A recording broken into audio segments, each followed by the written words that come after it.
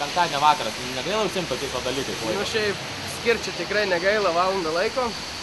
Pasižiūrim, Vatikainas, benzas 4 litai, tai galima tokią akciją sudalyvauti. Į degalinę užsipilti kuro už 1 litą, penktadienio vakarą per pačius kamščius.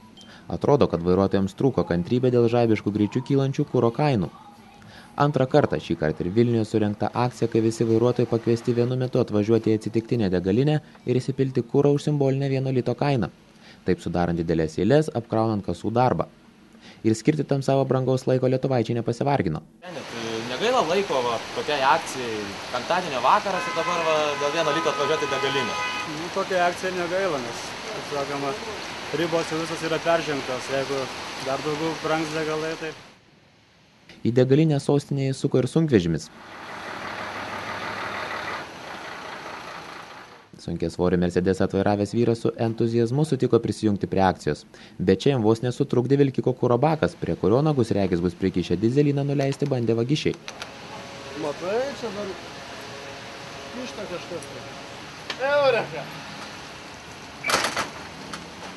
Tačiau truputis pastangų ir viskas gerai. Simboliška akcija palaikyta. Tas manimas, kad kainos sumažės ar dar kažkas, tai nemanau, bet vis tiek būtų įdomu atkreipti valdžios dėmesį, kad tos kainos bent jau sustotų. Bet kuriuo atveju savo poreikių dėl tų aukštų kainų nemažinsiu. Paprasčiausiai reikia gal pradėti daugiau dirbti. Keliamės į Kauną. Čia akcija sulaukė kur kas daugiau pritarančiųjų. Galbūt dėl to, kad vilniečiams koją pakišo penktadienio popietę prakiuręs dangus.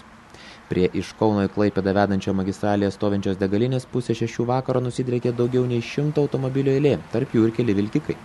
Nutysusi eilė kuriam laiku sujaukė įprastinį darbo ritmą.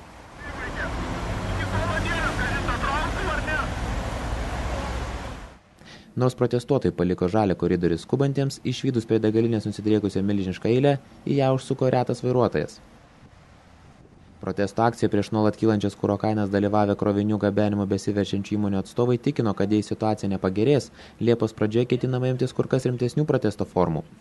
Teigiama, jog vilkikų vairuotojai judėdami ypač lėtai gali blokuoti važiavimus į Vilnių, taip pat sutrikdyti eismą Mažeikių naftos prieigose.